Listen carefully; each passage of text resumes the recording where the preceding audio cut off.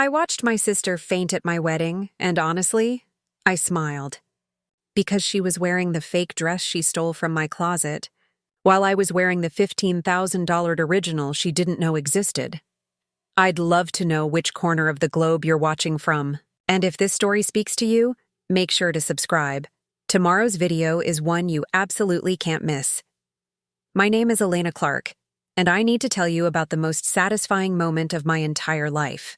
But to understand why I felt zero guilt watching my sister Vanessa collapse in front of 200 wedding guests, you need to know how we got there. Vanessa is 3 years older than me. Growing up in Portland, Oregon, we shared a bedroom until I was 12, split every holiday between our parents after their divorce, and wore each other's clothes whether we had permission or not. On paper, we were close. In reality, Vanessa treated our relationship like a competition I never agreed to enter.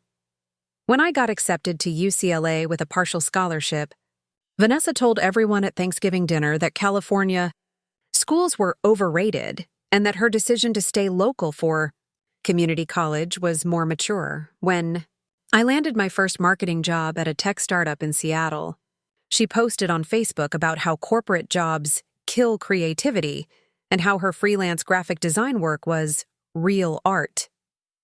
When I got promoted to marketing director, she conveniently forgot to congratulate me, but made sure to share her new Etsy shop link in our family group chat that same week. I'm not saying this to make Vanessa sound like a villain. She's my sister and I love her. But there's always been this pattern where my happiness somehow became her personal failure. Then I met David. David Rothman walked into my life during a marketing conference in Vancouver. He was giving a presentation on sustainable business practices, and I was supposed to be taking notes for my boss. Instead, I spent 45 minutes completely mesmerized by this man who somehow made carbon footprint analytics sound romantic. We got coffee after his panel. Coffee turned into dinner. Dinner turned into a weekend trip to the San Juan Islands. 6 months later, he proposed on the same beach where we had our first real conversation about the future. I called Vanessa first. Before our mom, before my best friend Casey, before anyone, I was so excited that I forgot about our history for exactly 7 minutes. He proposed. I'm engaged! I practically screamed into the phone. There was a pause. Then, wow, that's fast. You've only known him for 6 months. 7 months, I corrected, my excitement already deflating. Still, don't you think you should wait? Make sure he's really the one? I should have recognized the pattern right then. But I was too happy to let her rain on my parade. I told her I'd never been more sure of anything, that David was different, that this was real. She said all the right things after that. Congratulations, I'm so happy for you, we'll have to celebrate. But her voice had that tight quality it always got when I shared good news. The wedding planning started immediately. David and I decided on a September ceremony in Seattle, at a boutique hotel overlooking Puget Sound. Nothing too extravagant. About 200 guests. Elegant but not stuffy. Meaningful without being pretentious. We wanted something that felt like us. The dress search began in March. I dragged my mom, Casey, and Vanessa to boutiques all over Seattle. We spent 3 Saturdays trying on what felt like thousands of dresses. I found pretty ones, expensive ones, dresses that looked amazing in photos. But nothing felt right until we walked into a small atelier in Pioneer Square called Marcella's. The owner, an older Italian woman named Bianca, took one look at me and disappeared into the back. She returned carrying a dress that wasn't even on display. "This one," she said simply. "This is yours. She was right." The moment I put it on, I knew. It was an A-line gown with delicate lace sleeves, a fitted bodice with hand-sewn pearls, and a cathedral train that seemed to float behind me. The back had an intricate lace panel that Bianca explained was inspired by Venetian architecture. It was elegant, timeless, and so breathtakingly beautiful that I actually started crying in the fitting room. My mom teared up. Casey actually gasped. Vanessa sat silently in the corner, scrolling through her phone. "What do you think, Van?" I asked, turning to face her in the 3-way mirror. She glanced up briefly. "It's nice. Kind of plain, though, don't you think?" Plain.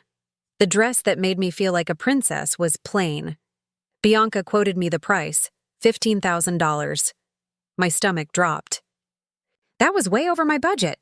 I'd planned to spend maybe $3,000 maximum. David and I were saving for a down payment on a house, and dropping 15 grand on a dress I'd wear once seemed irresponsible. I reluctantly told Bianca I needed to think about it. She smiled knowingly and said she'd hold it for me for 2 weeks. On the drive home, Vanessa was suddenly chatty. You know, I saw a dress that looked almost exactly like that one on a wedding resale site, she said. Like basically identical. Only $800. Really? I perked up despite myself. Yeah. I'll send you the link. No point spending thousands when you can get the same look for less. It seemed helpful at the time. Practical even. Vanessa was actually being supportive for once. Over the next few days, I convinced myself I didn't need Marcella's dress. Vanessa kept sending me links to similar dresses, knockoffs, replicas, inspired by designs. She was so enthusiastic about helping me find alternatives that I started to feel guilty for ever doubting her. Intentions. I ended up ordering a replica online for $200. It looked nearly identical in the photos. When it arrived 5 weeks later, it was fine, pretty even. But it wasn't the dress. Something about the lace quality wasn't quite right. The pearls looked slightly plastic, and the train didn't move the same way. Still, I told myself it was good enough. I hung it in my closet in the guest room of our apartment, sealed in a protective garment bag. That's when things started getting weird. Vanessa began coming over more often. She'd never been the type to just drop by, but suddenly she was stopping in with coffee, claiming she was in the neighborhood, asking if she could use our bathroom because traffic was terrible and I really have to pee. Each visit, she'd linger a little longer, wander a little more freely through our apartment. You should keep your bedroom door closed, David mentioned one evening after Vanessa had left. I came home early today and found her coming out of the guest room. What was she doing in there? He shrugged. She said she was looking for you. But Elena, something felt off. I brushed it off. Vanessa was my sister. Sure, she was competitive and sometimes passive-aggressive, but she wouldn't actually do anything malicious. Would she? 2 months before the wedding, I stopped by Vanessa's apartment to drop off bridesmaid dress measurements. She wasn't home, but her roommate let me in to leave the envelope on her kitchen counter. As I was leaving, I noticed her bedroom door was slightly ajar. I shouldn't have looked. I know that. But something made me pause. Through the crack in the door, I could see her closet. And hanging in the very back, partially hidden behind winter coats, was a white garment bag. The exact same protective bag my dress came in. My heart started pounding. I pushed the door open wider and stepped inside. The bag had a small window panel near the top. Through it, I could see lace and pearls, and a distinctive pattern I recognized immediately. Vanessa had stolen my wedding dress, not borrowed, not asked to try on, stolen. I stood frozen in Vanessa's bedroom, staring at that garment bag like it might bite me. My hands were shaking as I reached for the zipper. Part of me hoped I was wrong, that maybe she'd bought her own dress for some reason, that this was all a misunderstanding. I pulled the bag open. It was mine. Every detail matched perfectly. The specific shade of ivory, the pattern of the lace, even a tiny loose thread near the hem that I'd noticed but hadn't bothered fixing yet. This wasn't a similar dress. This was my dress, hanging in my sister's closet, 2 months before my wedding. I heard keys jingling in the front door. Pure instinct took over. I zipped the bag closed, darted out of her room, and grabbed the envelope from the kitchen counter just as Vanessa walked in. Elena. What are you doing here? She looked startled, almost panicked. Dropping off measurements, I said, surprised at how steady my voice sounded. Your roommate let me in. I was just leaving. She relaxed slightly. Oh, thanks. Hey, do you want to stay for lunch? I was going to order Thai food.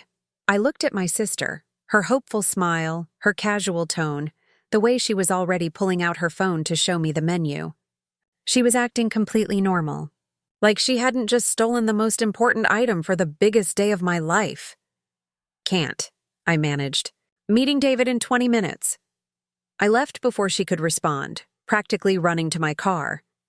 Once inside, I gripped the steering wheel and tried to process what I'd just discovered. Why would Vanessa take my dress? What was she planning to do with it? Was she going to sabotage my wedding somehow? Then a worse thought hit me. Was she planning to wear it herself? I drove home in a daze and immediately went to the guest room closet. My garment bag was still there, hanging exactly where I'd left it. I unzipped it with trembling fingers. A lot of love and effort went into bringing this story to life. If you're enjoying it, we'd be so grateful if you'd subscribe to our channel. Now back to where we left off. The dress was gone. In its place was a pillow wrapped in white fabric, shaped just enough to fill out the bag and fool anyone who didn't actually open it. She'd swapped it. Vanessa had come into my home, gone through my things, and replaced my wedding dress with a decoy. This wasn't a prank or a moment of jealousy. This was calculated, planned. I called Casey immediately. She did what? Casey's voice went up several octaves. Took it. Replaced it with a pillow. It's hanging in her closet right now. Elena, you need to confront her. Today. Go get your dress back. But something stopped me. Maybe it was years of backing down to keep the peace. Or maybe it was the way Vanessa had looked at me in that fitting room at Marcella's.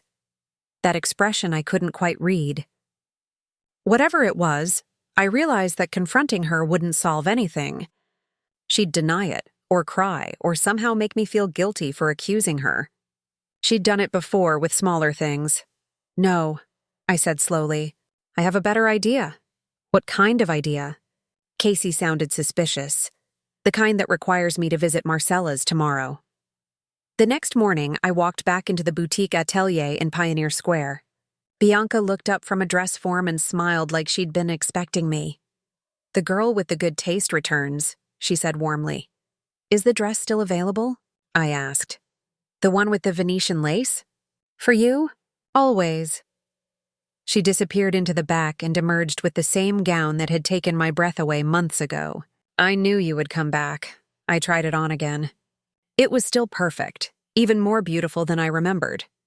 The lace caught the light differently, the pearls gleamed like real gems because they were real gems, and the train moved like water behind me.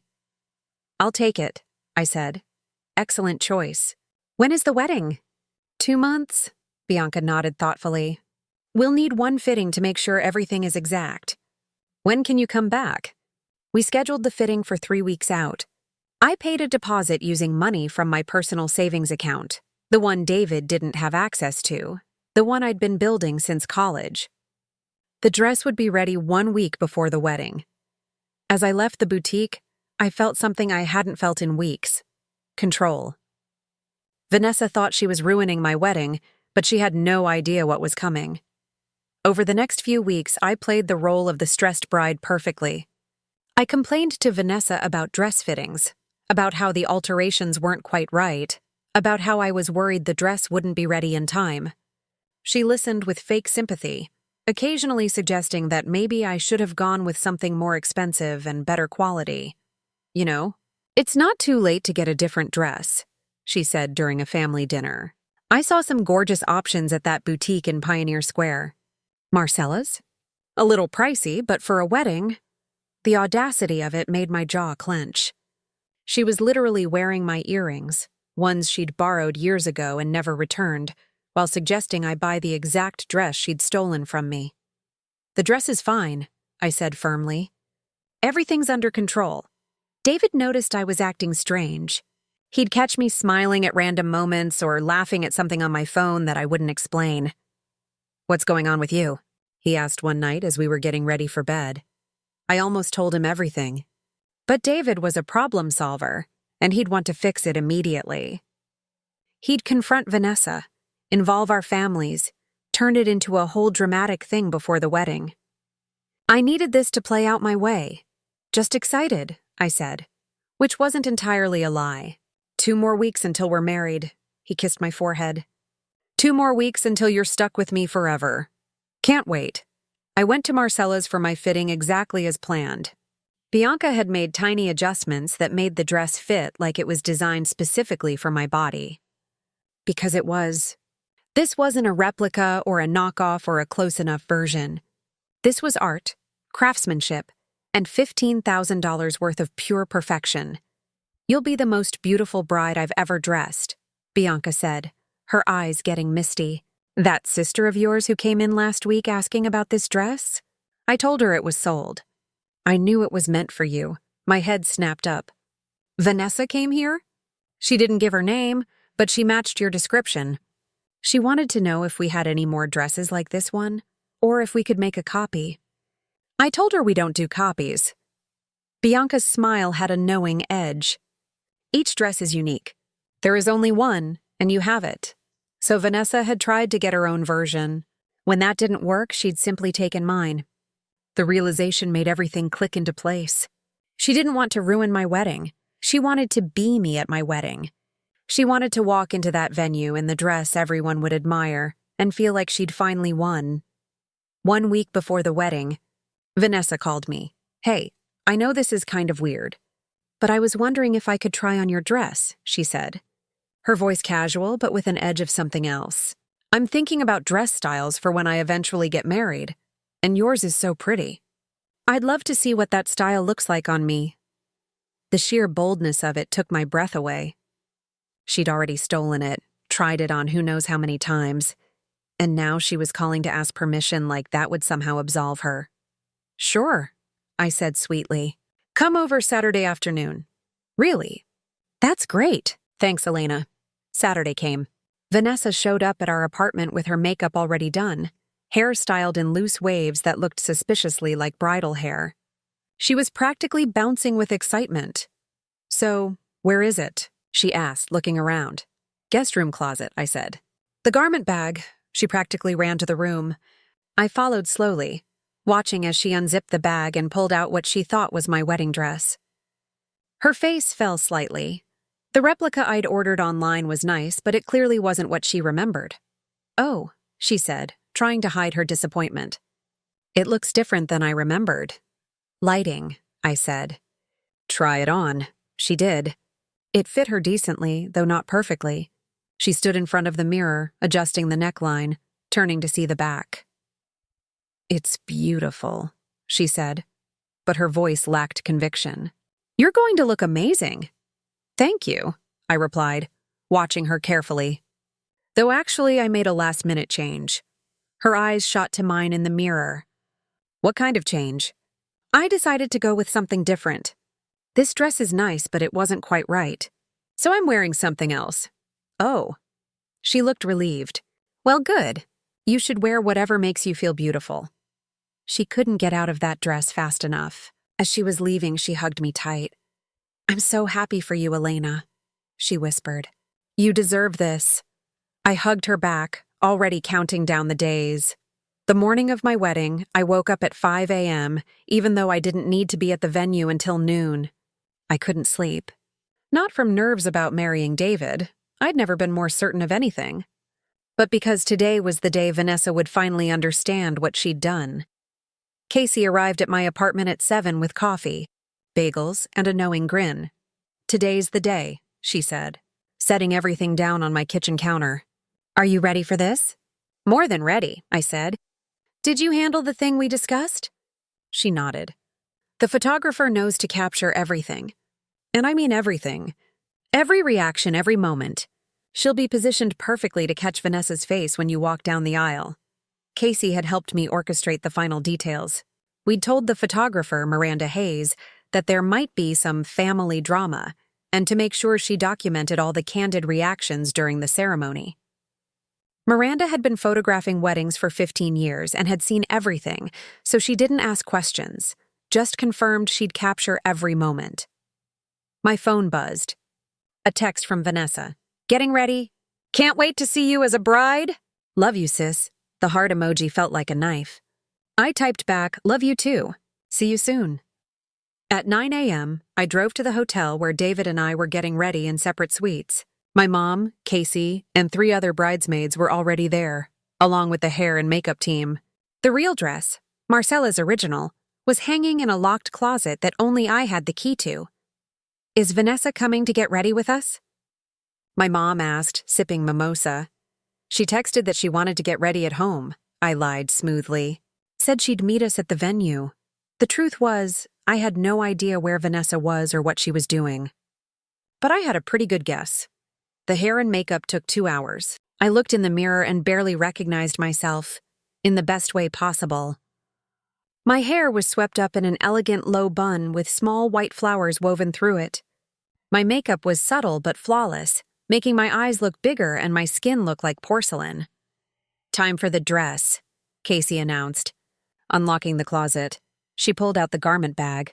And even though I'd seen the dress multiple times, my breath still caught. The other bridesmaids gasped as Casey carefully lifted it out.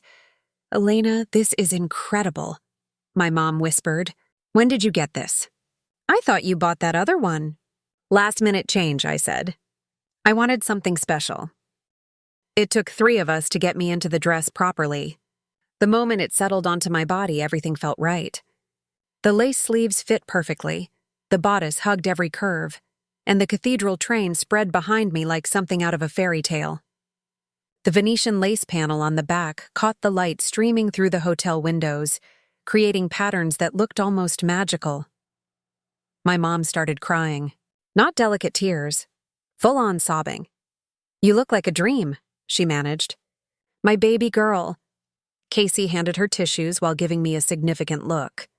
She mouthed, "Are you sure about this?" I nodded. There was no going back now. We arrived at the venue, the Emerald Heights Hotel overlooking Puget Sound, at 11:30. The ceremony wasn't until 1 p.m., which gave me time to hide in the bridal suite while guests arrived. Through the window, I could see people filing in, finding their seats in the ceremony space that overlooked the water. At 12:15, Casey peeked out into the main hall and returned with wide eyes. "She's here," she whispered. "And Elena, you were right. She's wearing it?" "She's wearing it." My heart started pounding. Part of me hadn't truly believed Vanessa would go through with it. Wearing a white dress to someone else's wedding was already a major breach of etiquette, but wearing what she thought was the actual bride's dress? That was next-level audacity. "How does she look?" I asked. Casey made a face. "Honestly? Good, the dress fits her well. She's done her makeup really dramatically, and her hair is in this elaborate updo. She looks like she's trying to compete with you." "Let me see." Casey pulled up her phone and showed me a photo she'd sneakily taken. There was Vanessa, standing near the ceremony entrance in my replica dress, chatting with cousins, smiling like she hadn't done anything wrong. She looked confident, beautiful even, completely unaware of what was about to happen. Several guests had already noticed. I could see people whispering, pointing discreetly, looking confused. My mom's sister, Aunt Diane, looked absolutely scandalized. David's mother, who I'd only met a handful of times, had her mouth hanging open. "People are big mad," Casey reported, scrolling through texts from other bridesmaids who were already out there. "Your cousin Jennifer just texted that she wants to accidentally spill red wine on Vanessa." I told her to wait. At 12:45, there was a sharp knock on the bridal suite door. "Elena?" It was my mom's voice, tight with barely controlled anger. "We need to talk." I opened the door. My mom stood there with Aunt Diane, both of them looking furious. "Do you see what your sister is wearing?" My mom hissed. "Do you see it?" I saw. "That's your dress." "The one you showed me." "Why is she wearing your wedding dress to your wedding?" I took a deep breath. "Mom, that's not my dress." "What do you mean it's not your dress?" "I saw you buy that exact dress." "That was a replica I ordered online. My real dress is what I'm wearing right now." My mom looked at me, then at the gown I was wearing, then back at me. Understanding slowly dawned on her face. "She stole the replica from your closet," my mom said slowly. "She stole what she thought was your dress, and now she's wearing it to your wedding." "Yes." "And you knew she was going to do this," I suspected. Aunt Diane let out a low whistle. "This is the most messed up thing I've ever heard. And I lived through your uncle's 3rd divorce. What do you want us to do?" my mom asked. "Should we confront her? Make her leave?" "No," I said firmly. Let her stay. Let her think she's won. And then let's start this ceremony. My mom studied my face for a long moment, then slowly started to smile. You're about to make quite an entrance. That's the plan. At exactly 1 p.m., the string quartet began playing. The bridesmaids lined up, Casey last as my maid of honor. My mom squeezed my hand one more time before leaving to take her seat. Give them a show, she whispered. I waited in the wings with my father, who'd flown in from Arizona and somehow remained completely oblivious to all the drama. He just kept telling me how beautiful I looked and how proud he was. Through the doorway, I could see Vanessa. She was seated in the third row on the bride's side, right on the aisle where everyone could see her. She sat with perfect posture, her hands folded in her lap, wearing my stolen dress like it was her right. Several guests around her looked uncomfortable, shooting glances between her and the altar. David stood at the front with his best man, looking nervous and excited. He had no idea what was about to happen. None of this was his drama, and I'd kept him out of it intentionally. He was marrying me, not my dysfunctional family dynamics. The bridesmaids walked down the aisle one by one. Casey went last, and I saw her glance deliberately at Vanessa before taking her place. Vanessa's smile faltered slightly, but she kept her composure. The music changed. The opening notes of Canon in D began to play. This was it. My father offered me his arm. Ready, sweetheart? So ready. We stepped into the doorway. Every head turned. And the moment I came into view, I heard it. The collective gasp that rippled through 200 guests. Because there I was, wearing a dress that cost more than some people's cars. A dress that made the one Vanessa was wearing look exactly like what it was, a cheap imitation. The real Venetian lace gleamed in the afternoon light streaming through the floor-to-ceiling windows. The hand-sewn pearls caught every ray of sunshine. The cathedral train flowed behind me like liquid silk. I looked like royalty. Vanessa looked like she'd shown up in a costume. I kept my eyes forward, walking slowly down the aisle with my father. But from my peripheral vision, I could see Vanessa. Her face had gone from confident to confused to horrified in the span of about 3 seconds. She'd gone completely pale. As I got closer, I allowed myself one small glance in her direction. Her mouth was hanging open. Her hands were gripping the edge of the pew so hard her knuckles had turned white. She looked like she was about to be sick, and then, just as I passed her row, just as I met her eyes for half a second, I smiled. That's when she fainted. Not a delicate swoon. A full collapse, sliding off the pew and hitting the floor with a thud that made several people scream. The ceremony music stopped abruptly. Guests jumped up. Someone yelled for a doctor. I kept walking. My father hesitated, looking back at the commotion, but I squeezed his arm and kept moving forward. David was staring past me at the chaos, looking alarmed, but I locked eyes with him and smiled, and something in my expression must have told him everything would be okay. We reached the altar. My father kissed my cheek and placed my hand in David's. Behind us, guests were fanning Vanessa, helping her sit up, offering water. Someone had called the venue's medical staff. I could hear her voice, shaky and weak, saying she was fine, that she just felt dizzy, that she needed air. The officiant, a kind older man named Robert Chen, looked at me questioningly. Should we wait a moment? He whispered. No, I said clearly. Let's begin. The ceremony continued with Vanessa being quietly escorted out by 2 of David's groomsmen and the venue staff. I could hear hushed whispers and shuffling behind me, but I kept my focus on David, on the words Robert was saying, on the promises we were making to each other. David squeezed my hands during the vows, his eyes searching mine with questions he was too polite to ask in front of 200 people. I'd have to explain everything later, but right now, this moment was ours. I do, I said clearly when Robert asked. I do, David echoed, his voice strong and certain. When we kissed, the guests erupted in applause, louder than necessary, probably because half of them were still processing the drama they'd just witnessed. As we walked back down the aisle together, hand in hand, I could see people's faces. Some looked delighted, others scandalized, a few confused. My mom was crying again, but this time she was also laughing. Casey caught my eye and gave me the subtlest thumbs up. We did photos immediately after the ceremony, while guests moved to cocktail hour. Miranda, the photographer, pulled me aside first. "I got everything," she whispered conspiratorially. "Every single reaction, including the collapse. These are going to be the most talked about wedding photos I've ever delivered." "Thank you," I said sincerely. David finally got his moment to pull me aside between photo sessions. "Okay," he said, his voice low. "What the hell just happened back there? Why was Vanessa wearing a dress identical to yours?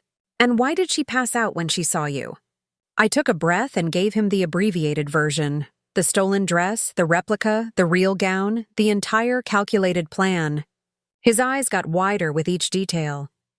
"You've been planning this for 2 months?" he asked incredulously. 8 weeks, technically. "And you didn't tell me? I needed you to react naturally. Plus, you would have tried to fix it, and I needed to handle this my way." David stared at me for a long moment, then started laughing.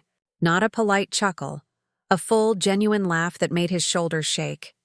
"I just married a criminal mastermind," he said, pulling me close. "That's terrifying and incredibly attractive at the same time." "I prefer strategic thinker," I corrected, but I was smiling too. The reception was held in the hotel's grand ballroom, all floor-to-ceiling windows overlooking the Sound, with chandeliers casting warm light over tables decorated with white roses and gold accents. Everything looked perfect, exactly as we'd planned. Vanessa was already there when we entered for our grand entrance. She'd changed out of the replica dress into a simple navy blue cocktail dress she must have had stashed in her car. Her makeup was smudged, her elaborate updo slightly askew, and she was sitting at a table in the far corner with her head down, nursing a glass of water. Our entrance was announced. David and I walked into Stevie Wonder's Signed, Sealed, Delivered, and everyone stood and cheered. I made a point not to look at Vanessa, though I could feel her eyes on me. Dinner service began. We'd planned a 3-course meal: butternut squash soup, herb-crusted salmon, or filet mignon, and a trio of desserts. The food was incredible, but I barely tasted it. I was too aware of the energy in the room, the way people kept glancing between me and Vanessa's table. My mom came up to our table during the salad course. "Your sister wants to leave," she said quietly. "She's mortified." I told her she should stay, but "Let her stay or go, whatever she wants," I interrupted. "This is her choice, not mine." My mom nodded slowly. For what it's worth, what she did was unforgivable. I'm still processing it, but the way you handled it. She shook her head with something between admiration and concern. "That was cold, Elena. Effective, but cold." "She broke into my home and stole my wedding dress," I said flatly. "What did you expect me to do?" "I don't know. But I raised you better than to humiliate your own sister in front of everyone." That stung more than I expected. "She humiliated herself, Mom. I just wore a dress." My mom didn't respond, just squeezed my shoulder and walked away. The speeches started after dinner. David's best man, Marcus Yang, gave a hilarious toast about their college years. Casey's maid of honor speech was perfect, funny, touching, and carefully avoiding any mention of my sister. When she raised her glass at the end, she looked directly at me and said, "To Elena," who always knew exactly who she was and never apologized for it. The subtext wasn't lost on anyone. David and I did our first dance to "The Way You Look Tonight." He held me close and whispered, "Are you okay, really?" "I'm married to you," I whispered back. "I'm perfect." After our dance, my father came to dance with me for the traditional father-daughter moment. As we swayed to "My Girl," he said something that caught me off guard. "Your sister's sitting alone at that table looking like her world ended," he said gently. "Whatever happened between you two, maybe today's not the day to let it fester." "Dad, I know. Your mother told me everything during cocktail hour. What Vanessa did was wrong. Deeply wrong," he spun me gently. "But she's still your sister. And someday, when all this has blown over, You might regret how this played out. I won't, I said, but my voice lacked conviction. The dancing continued. More guests came up to congratulate us, to compliment my dress, to very carefully not mention the elephant in the room. David's aunt made a passive-aggressive comment about the drama at the ceremony, but David smoothly redirected her to the dessert table. Around 9 p.m., I excused myself to the restroom. I needed a moment alone, away from the noise and the eyes and the weight of what I'd done. The bathroom was blissfully empty. I stood at the mirror, looking at myself in this incredible dress, at the bride I'd become. I'd won. Vanessa had tried to steal my moment, and I'd outmaneuvered her completely. So why did I feel hollow? The bathroom door opened. Vanessa walked in. We locked eyes in the mirror. For a moment, neither of us spoke. "That's a beautiful dress," she finally said, her voice barely above a whisper. "Thank you." The real one. The one from Marcella's. It wasn't a question. Yes. She moved to the sink next to mine, gripping the edge of the counter. Up close, I could see she'd been crying. Her eyes were red and puffy beneath the smudged makeup. "You knew," she said. "You knew I took the other one." "I found it in your closet 2 months ago." She flinched like I'd slapped her. "And you didn't say anything. You just set me up." "You broke into my apartment and stole from me," I said, my voice harder than I intended. "What was I supposed to do? Ask nicely for it back? You could have confronted me. Yelled at me. Told Mom. Anything but this." She gestured vaguely toward the ballroom. "You let me humiliate myself in front of everyone." "You humiliated yourself?" I shot back. "I didn't force you to steal my dress. I didn't force you to wear white to my wedding. I didn't force you to try to upstage me on the biggest day of my life. You did all of that yourself. Because you always get everything." Vanessa's voice broke. "The perfect job, the perfect guy, the perfect life. Do you know what it's like to be compared to you constantly? To have Mom and Dad always talking about Elena's promotion and Elena's engagement and Elena's whatever? Do you know how exhausting it is to always be the sister who isn't quite as good?" The words hung between us. I'd known Vanessa resented me, but hearing her say it out loud was different. "So your solution was to steal my wedding dress?" I asked. "That was going to make you feel better?" "I don't know." She was crying now, tears streaming down her face. I wasn't thinking clearly. I saw it hanging there and I wanted to know what it felt like. To be you for one day. To have people look at me the way they look at you, Vanessa. And the worst part is, you were right to do this. You were right to let me walk in here thinking I'd gotten away with it. Because you proved exactly what I already knew, that I'll never measure up to you. That even when I try to steal your thunder, you'll somehow end up shining brighter." She laughed bitterly. "That dress I'm wearing now? I brought it as a backup in case I'd chickened out on wearing yours. But I didn't chicken out. I walked in here like I owned the place, and then you showed up looking like a literal princess, and I realized how pathetic I am. I didn't know what to say. Part of me wanted to comfort her, to tell her she wasn't pathetic. But another part, the part that had spent 2 months planning this exact moment, still felt justified. "Why didn't you just talk to me?" I asked finally. "If you felt this way, why not just tell me? Would it have changed anything?" She wiped her eyes roughly.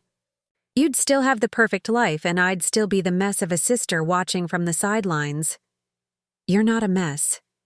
I stole your wedding dress, Elena. I wore it to your wedding." "I'm the definition of a mess." She straightened up, trying to compose herself. "I'm going to leave now. I'll apologize to Mom and Dad and I don't know, figure out how to live with myself. Congratulations on your marriage. You and David are perfect together. And I mean that." She turned toward the door. "Vanessa, wait." She paused, but didn't turn around. I took a breath. "I'm sorry too. Not for what I did today. I'm not going to apologize for that. But I'm sorry I didn't notice how much you were struggling. I'm sorry I didn't try harder to be a better sister." "You were a fine sister," Vanessa said quietly. "I was the terrible one." She left before I could respond. I stood alone in the bathroom for another 5 minutes, staring at my reflection. The bride looking back at me was beautiful, victorious, married to the love of her life. So why did this feel like losing? I returned to the reception with a smile plastered on my face. David noticed immediately. He always could read me, but he didn't press. Instead, he just pulled me onto the dance floor for a slow song and held me close while I tried to shake off the weight of that bathroom conversation. Vanessa's table was empty. She'd left, just like she said she would. "She's gone," Casey whispered when she danced near us with one of David's groomsmen. "Left about 5 minutes ago. Your mom's worried." "She'll be fine," I said, though I wasn't entirely sure I believed it. The rest of the reception passed in a blur of music, laughter, and champagne. We cut the cake, a 4-tier masterpiece with gold leaf detailing. David smashed a piece into my face despite promising he wouldn't, and I retaliated by shoving frosting up his nose. Our guests loved it. The photographer captured everything. By midnight, the crowd had thinned. The older relatives had already left, along with David's work colleagues. Only our closest friends remained, dancing to the DJ's final set. David and I snuck out to the hotel balcony for a moment alone. The September night was cool, the sound glittering with moonlight below us. David wrapped his jacket around my shoulders. "Hell of a day," he said. "That's one way to put it. Do you want to talk about what happened with Vanessa?" "I saw her leave." I leaned against the railing. "We talked in the bathroom. She apologized. Sort of.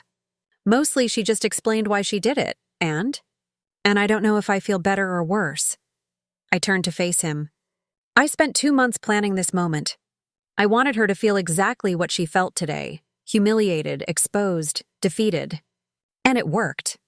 But now that it's done, I just feel empty." David pulled me close. "You're not a cruel person, Elena. That's why it feels wrong. Justified, maybe, but still wrong. She stole from me, I know. And what she did was terrible. But you're allowed to feel complicated about it." He kissed my forehead. "That's what makes you better than her. You have a conscience." We stood there for a while, just holding each other and listening to the muffled music from inside. Eventually, Casey poked her head out. "Hate to interrupt, but they're about to do the bouquet toss. Elena, you're needed." The bouquet toss was chaotic and hilarious. I turned my back to the crowd of single women, counted to 3, and hurled my bouquet over my shoulder with more force than necessary. It sailed past everyone and hit the chandelier, causing several people to scream. On the rebound, it landed directly in the champagne fountain. Casey fished it out, dripping wet, and held it up triumphantly. "I guess I'm next." We left the reception around 1 a.m., waving goodbye to the last stragglers. The hotel had given us their honeymoon suite, a massive room with a king-sized bed, a jacuzzi tub, and windows overlooking the water. We were flying to Italy in 2 days for our actual honeymoon, but tonight was just about us. David helped me out of the dress, carefully unhooking each tiny clasp. We hung it in the closet, and I stared at it for a moment. This beautiful, expensive symbol of everything that had happened today. "Worth every penny?" David asked. "Honestly, I don't know yet. We fell into bed exhausted, and I expected to pass out immediately. Instead, I lay awake, staring at the ceiling while David snored softly beside me. My mind kept replaying the day. The gasps when I walked down the aisle. Vanessa hitting the floor, her tears in the bathroom. Her broken voice saying, "I'll never measure up to you." Around 3 a.m., I gave up on sleep and grabbed my phone. I had 67 text messages, 23 missed calls, and more social media notifications than I could count.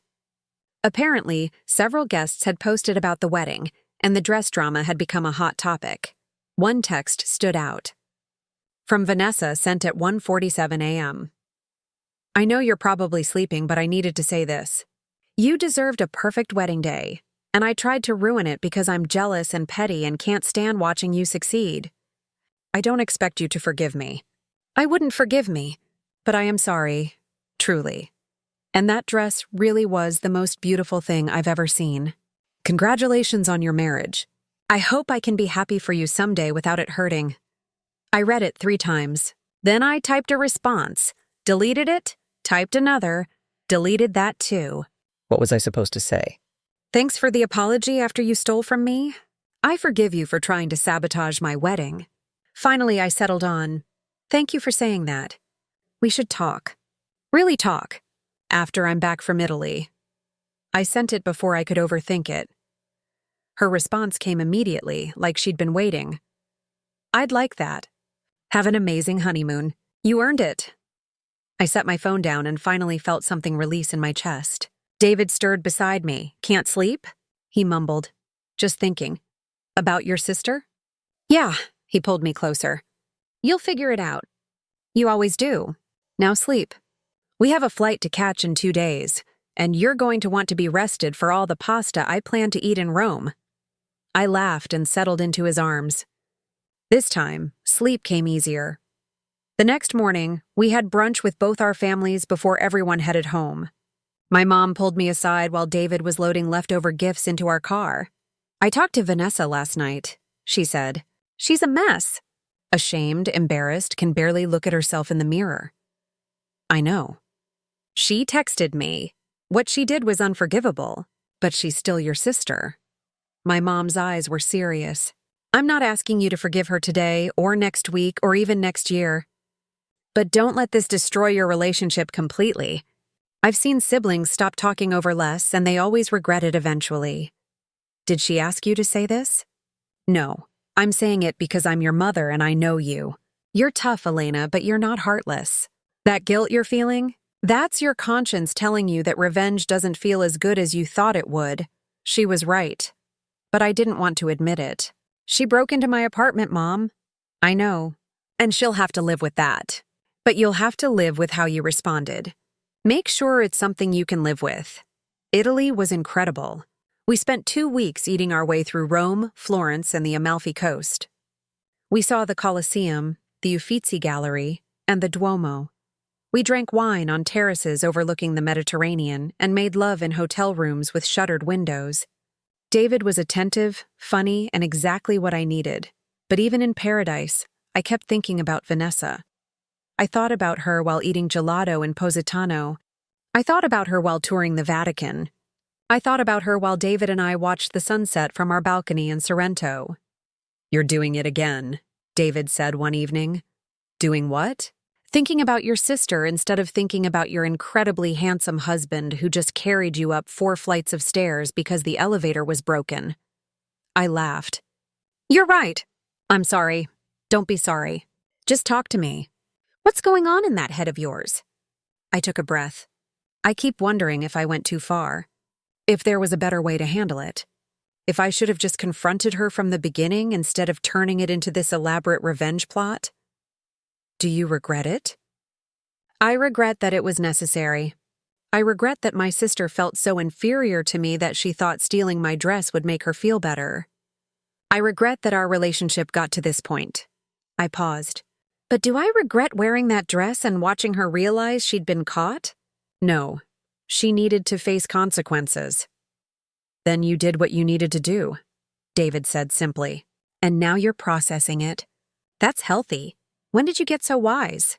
I married a complicated woman. I had to level up. We flew home 3 days later, tanned and happy and ready to start our married life. Our apartment felt smaller than I remembered, but also more like home. We unpacked, did mountains of laundry, and caught up on mail. 2 weeks after returning, I texted Vanessa. Coffee this week? She responded within minutes. Yes, when and where? We met at a cafe in Capitol Hill, neutral territory where neither of us had history. She arrived first, looking nervous and thinner than I remembered. Her hair was pulled back in a simple ponytail, no makeup, wearing jeans and an oversized sweater. Hi, she said as I sat down. Hi. We ordered coffee, both of us black, no sugar, and sat in uncomfortable silence for a moment. Thank you for meeting me, Vanessa finally said. I wasn't sure you would. I wasn't sure I would either. I've been in therapy, she blurted out. Since the wedding. 3 sessions so far. My therapist says I have issues with comparison and self-worth that probably stem from childhood. Which honestly I already knew, but hearing a professional say it makes it more real. That's good. That you're going to therapy? I mean, I also need to pay you back for the dress, the one I stole. I looked it up online. The replica was $200. I don't have it all right now, but I can do $200 a month until it's paid off. I hadn't expected that. Vanessa, you don't have to. Yes, I do. I stole from you? That's not okay. I need to make it right. We sat with that for a moment. I'm sorry, we both said at the same time, then laughed awkwardly. You go first, Vanessa said. I'm sorry I didn't notice you were struggling. I'm sorry I was so wrapped up in my own life that I didn't see how much pain you were in. I'm sorry that I turned my wedding into a revenge plot instead of just talking to you like an adult. I took a breath. But I'm not sorry I wore that dress. You crossed a line and you needed to understand that. Vanessa nodded slowly. That's fair. And I'm sorry I broke into your apartment. I'm sorry I stole from you. I'm sorry I tried to ruin your wedding. I'm sorry I've spent our entire lives resenting you for things that weren't your fault. Her voice cracked. I'm sorry I wasn't a better sister.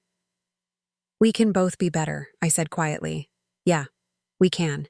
We talked for 2 hours. Really talked, without anger or defensiveness or decades of built-up resentment clouding every word. We talked about our parents' divorce, about growing up feeling like we were competing for scraps of attention, about how comparison had poisoned something that should have been simple. I don't want to be that person anymore, Vanessa said as we were leaving. The person who steals dresses and crashes weddings and can't be happy for her own sister. Then don't be. You get to choose who you are from now on. She hugged me tight. Thank you for giving me another chance. Thank you for taking it. We started having coffee every other week. Sometimes we talked about deep stuff, therapy breakthroughs, childhood memories, processing our relationship. Sometimes we just talked about normal things, TV shows, work drama, recipes we wanted to try. It wasn't perfect. There were still moments of tension, old patterns trying to reassert themselves. But we were trying, and that was more than we'd done in years. 6 months after my wedding, Vanessa sent me a photo. She was standing in an art gallery, beaming, next to 3 of her paintings that had been selected for a local exhibition. Look what I did. The text read, without stealing, sabotaging, or comparing myself to you even once. I smiled and typed back, I'm so proud of you, and I meant it. My wedding dress still hangs in my closet, preserved in a special garment bag. Sometimes I look at it and remember the most dramatic day of my life. The gasps, the fainting, the confrontation, all of it. But mostly I remember what came after. The hard conversations, the slow rebuilding, the choice to be better. Vanessa was right about one thing. I did win that day. But not because I wore the better dress, or because I humiliated her in front of 200 guests. I won because I got my sister back. A year after my wedding, I got a call that changed everything I thought I knew about that day. David and I had just finished dinner when my phone rang. Unknown number. I almost didn't answer, but something made me pick up. Elena Clark? A woman's voice, professional and cautious. Yes? My name is Rebecca Torres. I'm a private investigator, and I need to talk to you about your wedding. Specifically about what happened with your sister. My blood went cold. I'm sorry, what? Why would a private investigator be calling me about my wedding? Can we meet in person? There's something you need to see. It's about Vanessa, but it's not what you think. We agreed to meet the next day at the same Capitol Hill cafe where Vanessa and I had our reconciliation meeting. Rebecca was in her mid-40s wearing a gray pantsuit.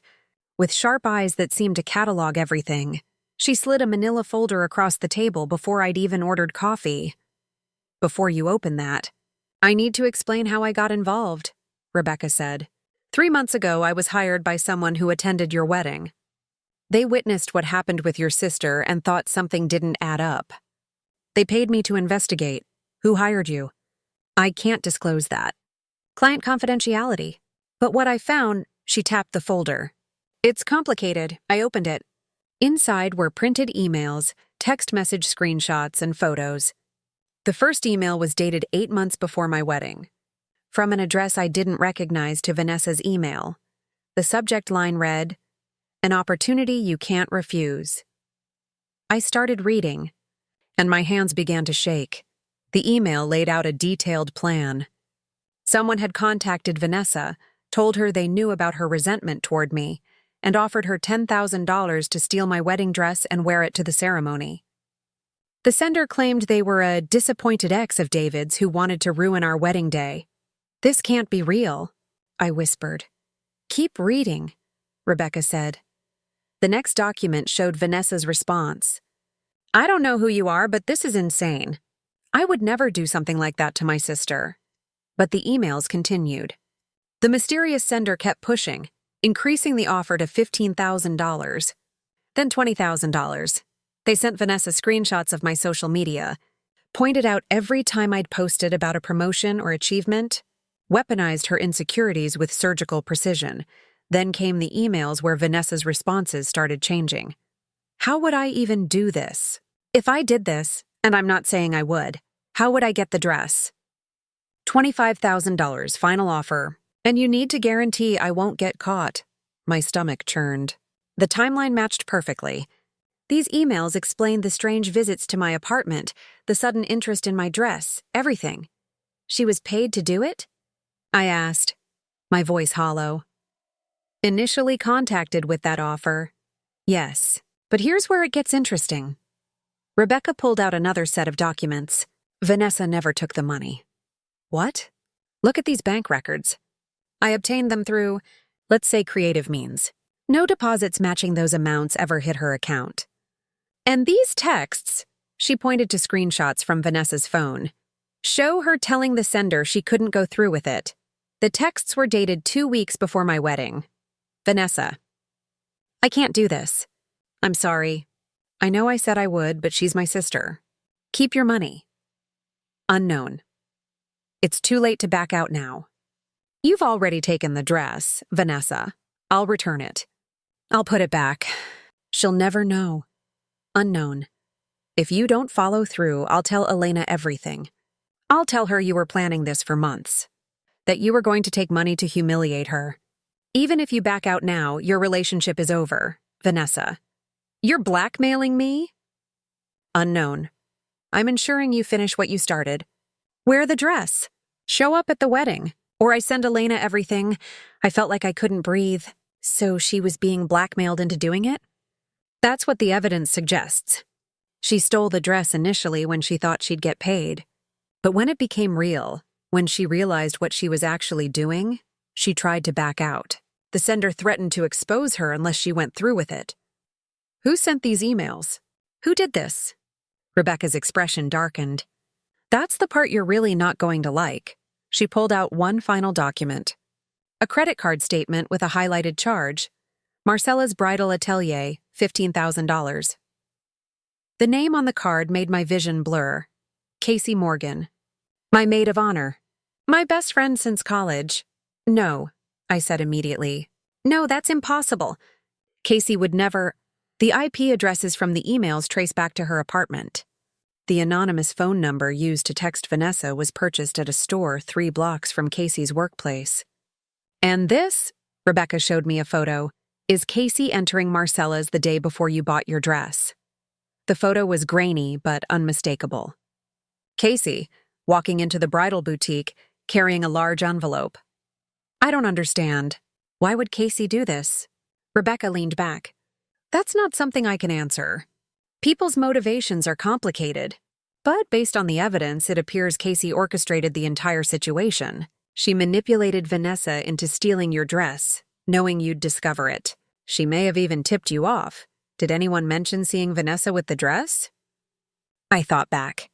The day I discovered the dress in Vanessa's closet, I'd been dropping off bridesmaid measurements. But who had suggested I drop them off that specific day? Casey had. She'd texted me that morning saying Vanessa needed them urgently. Oh my God, I breathed. There's more. Rebecca pulled out printed social media posts. After your wedding, Casey shared several posts about toxic family members and standing by your friends when their relatives betray them. She positioned herself as your protector, your loyal friend who stuck by you when your sister tried to ruin everything. She was building a narrative, I said slowly. Exactly. One where she's the hero and Vanessa's the villain. Which gave her what? I thought about the year since my wedding. Casey and I had gotten closer. She'd been there for every coffee date, every venting session about Vanessa, every moment when I processed what happened. She'd encouraged me to cut Vanessa off completely, told me I was too forgiving, and suggested that some betrayals couldn't be forgiven. And I'd trusted her completely. She wanted to be my only friend, I said. She wanted to eliminate Vanessa from my life. That's my theory. But again, I'm just presenting facts. What you do with them is your choice. I sat in stunned silence, processing everything. My sister, who I'd spent a year rebuilding trust with, had been manipulated into the worst thing she'd ever done. My best friend, who I'd trusted with everything, had orchestrated the entire disaster. Does Vanessa know about this? I asked. Not yet. I wanted to bring this to you first. You're listed as the primary subject of the investigation. Who hired you? I asked again. Please. I need to know. Rebecca hesitated, then sighed. Your mother. She said something felt off about the whole situation. Mother's intuition, she called it. She couldn't shake the feeling that there was more to the story. Of course it was my mom. She'd been pushing for reconciliation from the beginning, insisting that Vanessa's actions didn't match the sister she'd raised. What should I do? I asked. That's not my job to say. But if it were me? Rebecca gathered her documents. I'd talk to Vanessa first. Show her this evidence, then decide together how to handle Casey. She stood to leave, then paused. For what it's worth, I've been doing this job for 20 years. I've seen a lot of ugly family dynamics, but the way your sister looked in those texts when she tried to back out, that was real remorse. She knew she'd made a mistake. After Rebecca left, I sat alone with the folder for an hour. I read every email, every text, every piece of evidence. Each document rewrote the story I thought I knew. Vanessa hadn't stolen my dress because she was jealous and petty, or at least, not only because of that. She'd been manipulated by someone who knew exactly which buttons to push. And when she'd tried to do the right thing, she'd been trapped. I'd spent a year, slowly forgiving her for something that was only partially her fault, and I'd spent that same year growing closer to the person actually responsible. I called David.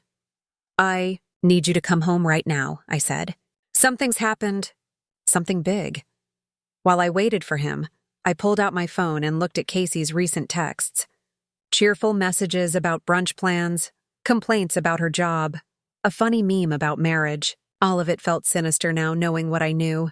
How had I not seen it? David burst through the door 20 minutes later, breathless from running from the parking garage. What's wrong? Are you okay? I handed him the folder. Read this. All of it. He did, his expression shifting from confusion to shock to anger as he worked through the documents. Casey did this? He finally asked. Our Casey? The woman who helped plan our wedding? Apparently. Why? I don't know. But I need to talk to Vanessa, tonight. I called my sister. She answered on the second ring, her voice warm and casual, so different from how she'd sounded a year ago. Hey. What's up? Can you come over? Right now? It's important. Her tone shifted immediately. Is everything okay? I'll explain when you get here. But Vanessa, you need to see something. She arrived 30 minutes later, looking worried. I'd set the folder on the coffee table, and David had made tea that none of us would drink. What's going on? Vanessa asked, sitting down carefully. I slid the folder across to her. A private investigator gave me this today. Mom hired her to look into what happened at the wedding. Mom hired a private investigator? Vanessa looked stunned. Why? Because she knew something wasn't right. And she was correct. Vanessa opened the folder. I watched her face as she read. The confusion, the recognition, the growing horror as she realized what she was seeing. These emails, she whispered. I'd deleted them. I thought they were gone forever. I never wanted anyone to see but Vanessa, I interrupted gently. Just read it all. She did. By the time she reached the blackmail texts, she was crying. I tried to stop it, she said, her voice breaking. I swear I tried. I was going to put the dress back. I was going to confess everything to you. But then she said she'd tell you I'd been planning it for months. That she'd make it look like I was this calculated monster who plotted to ruin your wedding. And I thought if I was going to be punished anyway, I might as well go through with it. Why didn't you tell me? I asked.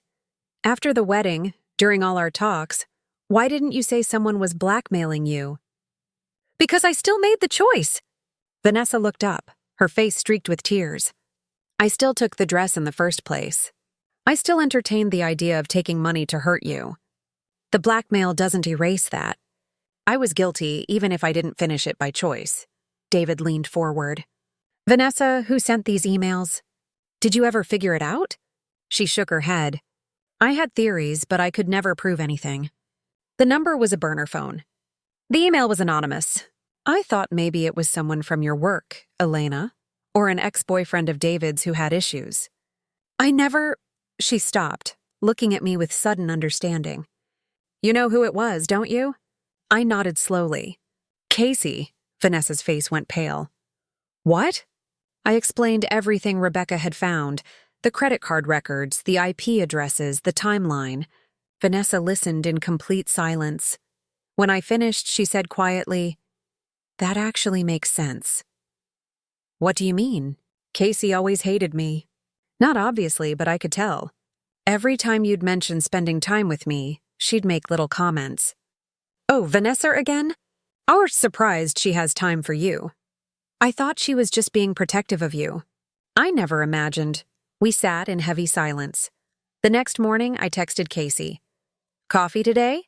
Need to talk about something important. She responded immediately with a string of excited emojis.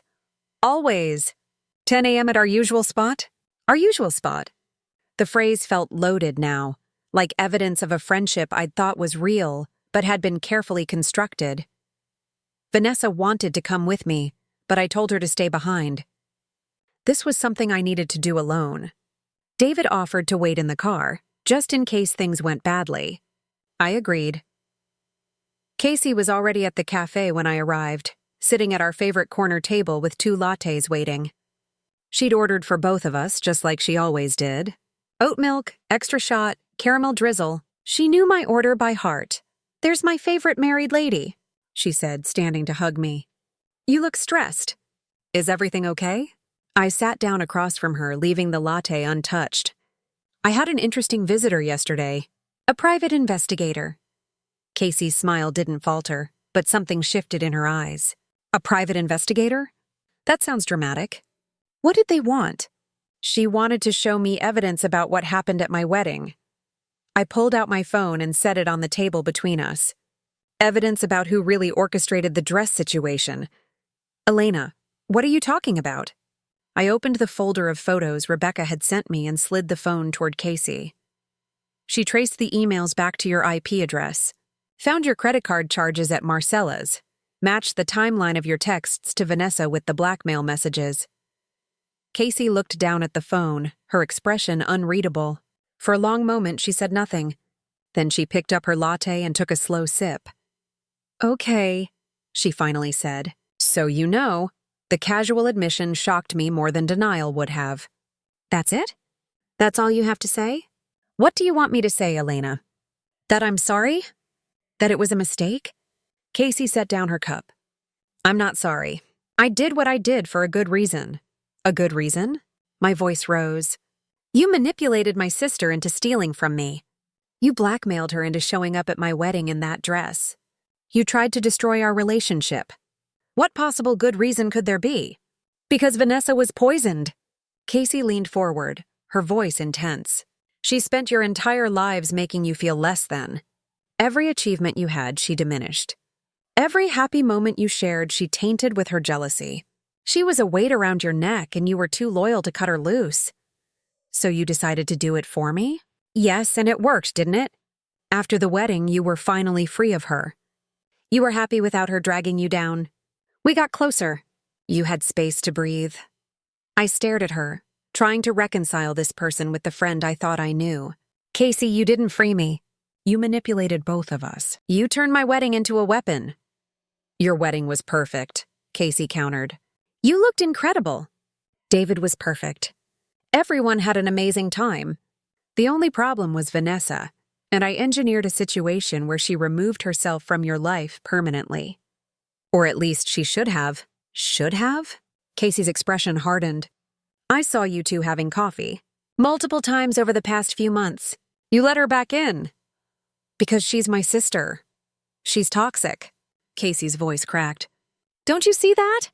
Even knowing what she did, you still defend her. That's exactly why I had to do something drastic. You would never have cut her off otherwise. She was trying to back out, I said quietly. She tried to return the dress. She didn't want to go through with it. You forced her. I gave her a choice. She chose wrong initially when she agreed to take money to humiliate you. The fact that she got cold feet at the last minute doesn't make her innocent. And what about your choice? I asked. You chose to lie to me for over a year. You chose to let me believe my sister was a monster when you were the one pulling the strings. You chose to manipulate both of us for… What? What did you actually get out of this? For the first time, Casey's composure cracked. Her eyes filled with tears. I got you, she said simply. I got to be your person. Your best friend. The one you turned to when things went wrong. Do you know what it's like to always be second place to a sister who treats you like garbage? I've been there for you since college, Elena. Through every breakup, every job stress, every family drama.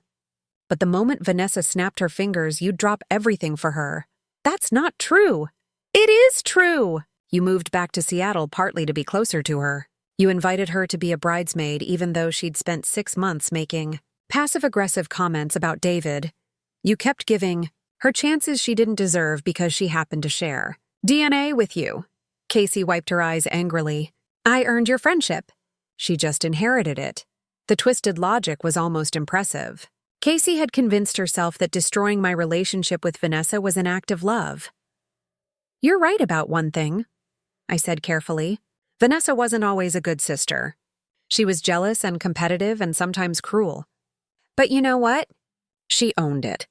She went to therapy. She worked on herself. She apologized. She apologized because she got caught. No, she apologized because she realized what she'd done was wrong. What did you do?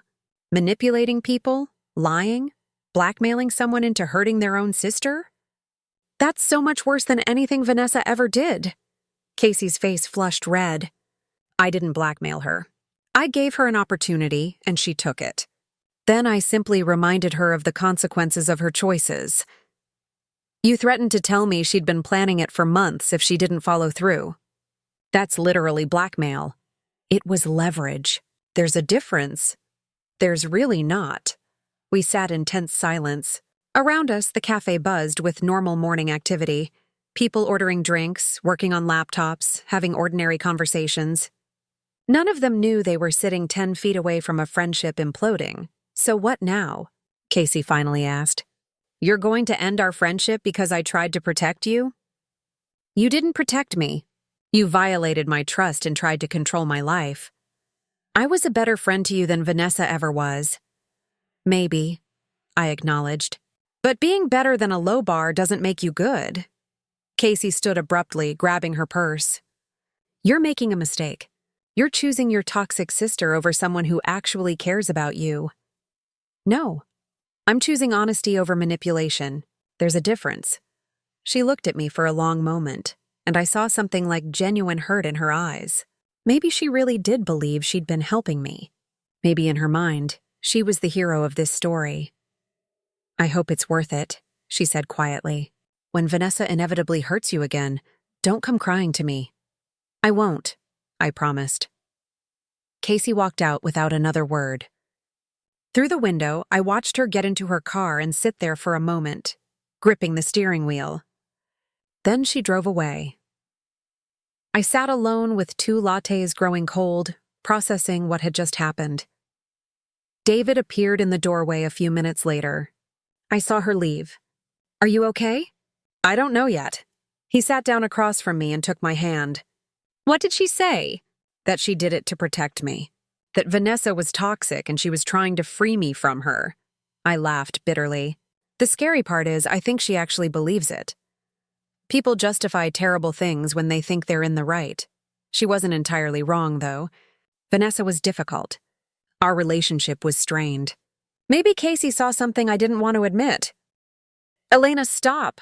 David squeezed my hand. Casey might have identified a real problem, but her solution was to lie, manipulate, and hurt both you and your sister. You can acknowledge that Vanessa had issues while also recognizing that what Casey did was unforgivable. He was right. Both things could be true. I called Vanessa from the cafe. It's done. I confronted her. And? She admitted everything. Didn't even try to deny it. Said she did it to protect me from you. Vanessa was quiet for a moment. Do you think she's right? That I'm toxic? I think you made mistakes. But so did I. So did Casey. The difference is that you owned yours and worked to fix them. Casey just doubled down. What happens now? Now we move forward. Together if you want. I want that, Vanessa said, her voice thick with emotion. I really want that. That evening, David and I had dinner with Vanessa and my mom at a small Italian restaurant in Fremont. My mom had brought the entire investigation folder, insisting we burn it ceremonially. We're not burning evidence, Mom, I said, laughing. Then we're at least putting it away permanently. No more looking back at what happened. We know the truth now. Time to focus on the future. Over pasta and wine, we talked about everything except Casey and the wedding. Vanessa told us about her art exhibition being extended for another month. My mom shared gossip about our extended family. David made everyone laugh with stories about his disastrous attempts at learning to cook. It felt normal, easy, like maybe we could actually be a real family instead of people trapped in patterns of resentment and competition. As we were leaving, Vanessa pulled me aside. Thank you, she said, for believing me, for listening, for not letting Casey's manipulation be the final word on who I am. You're my sister, I said simply. That has to mean something. It means everything. 2 weeks later, I received a long email from Casey. It was part apology, part justification, part explanation of her childhood and how being an only child made her crave the kind of sibling relationship she never had. She said she understood if I couldn't forgive her, but she hoped someday I'd see that her intentions were good. I read it once, then archived it without responding. Maybe someday I'd be ready to engage with it, to process the complicated mix of love and manipulation that had defined our friendship. But not yet. For now, I was focused on rebuilding what mattered. Vanessa and I started a tradition of Sunday morning walks around Green Lake. No phones, no distractions, just two sisters talking about life. Sometimes we discussed the past, but mostly we talked about the future, her art career, my potential promotion, David's plans to start his own consulting firm. 3 months after the Casey confrontation, Vanessa called me with news. I have a date, she announced. A real one with a guy I actually like who isn't a disaster. Tell me everything. She did. His name was Marcus Chen. He worked as an architect. They'd met at her art exhibition. He'd bought one of her paintings and asked if she'd have coffee with him to discuss the inspiration behind it. Do you think I'm ready for this? She asked nervously. For a real relationship? I think you've done the work. You're a different person than you were a year ago. We both are. She was right. I was different too. More aware of the people I kept close, more careful about trust, more willing to have hard conversations instead of avoiding conflict. My wedding dress still hung in my closet, but I'd stopped looking at it as a symbol of that dramatic day. Instead, it reminded me that things are rarely as simple as they seem. That people are complicated. That forgiveness is possible but not obligatory. That family is something you build, not something you're stuck with. On what would have been my 2-year wedding anniversary with all the drama, David surprised me with a weekend trip to the San Juan Islands, the same place where he'd proposed. We walked along the beach where we'd talked about our future, back when everything seemed simple and perfect. Do you regret it? David asked. Not the marriage, obviously, but everything that came with it. The drama, losing Casey, all of it. I thought about it. I regret that it had to happen the way it did, but I don't regret where we ended up. Even losing your best friend? She wasn't who I thought she was, and maybe that's okay. Maybe some friendships are meant to end when you outgrow what they were built on. David pulled me close. For the record, I think you handled all of this incredibly well. The old Elena might have just cut everyone off and moved on. But you did the hard work of sorting through the mess. The old Elena was exhausting, I admitted. Always in control. Always strategic. Always 3 steps ahead. Sometimes it's okay to just deal with things as they come. We stood there watching the sun set over the water, and I felt something I hadn't felt in years. Peace. My phone buzzed. A text from Vanessa. Marcus just asked me to be his girlfriend. And I said yes, and I'm freaking out, but in a good way. And I needed to tell you immediately. Because you're the person I tell things to now. I smiled and showed David the message. Your sister uses way too many caps lock. He observed. She's excited. Let her have this. I typed back. I'm so happy for you. Let's celebrate this weekend. Dinner at that place you love. Her response was immediate. Yes. And Elena? Thank you for not giving up on me. Never, I replied. And I meant it. The story of my wedding dress wasn't really about a dress at all. It was about 2 sisters who almost lost each other. A friendship that turned toxic and the messy, complicated work of figuring out who deserves a place in your life. I got my revenge that day when Vanessa collapsed at my wedding. But what I didn't know then was that revenge is hollow. It's the easy part, the hard part, the part that actually matters, is what comes after. The conversations, the forgiveness, the choice to rebuild instead of walking away. Vanessa and I will never have a perfect relationship. We're too different, too marked by our history. But we have something better than perfect. We have honesty. We are real. We have 2 people who decided that family is worth fighting for, even when it's hard. Especially when it's hard. As for Casey, I heard through mutual friends that she moved to Portland and started over. Part of me hopes she found what she was looking for. Part of me knows I'll never fully understand why she did what she did, but that's okay. Some questions don't have satisfying answers. Some people remain mysteries. Some friendships end not with a bang, but with a quiet acknowledgement that you're no longer who you were when you met. 3 years after my wedding, I found out I was pregnant. Vanessa was the second person I told right after David. She cried on the phone, then showed up at my door an hour later with a bottle of sparkling cider and a sketchbook full of nursery ideas she'd drawn. You're going to be an amazing mom, she said, hugging me tight. You're going to be an amazing aunt. Better than Casey would have been, she joked, then immediately looked guilty. Sorry, too soon?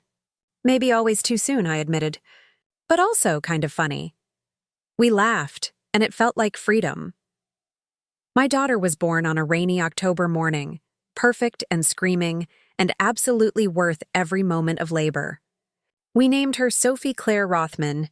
Vanessa was in the waiting room when Sophie arrived, along with my parents and David's family. When the nurse finally let everyone in to meet her, Vanessa held Sophie with tears streaming down her face. Hi, baby girl, she whispered.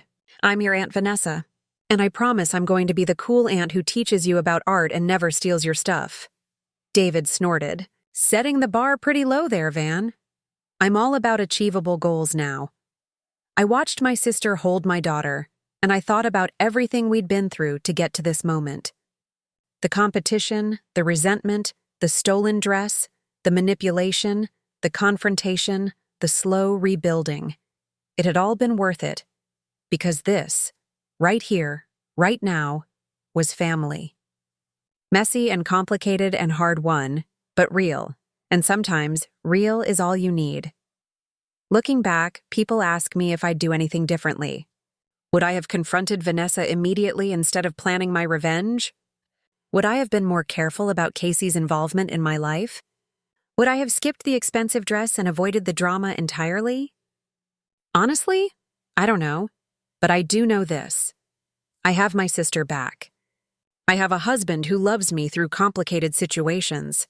I have a daughter who will grow up knowing that family is something you choose every day, not something you're stuck with by default.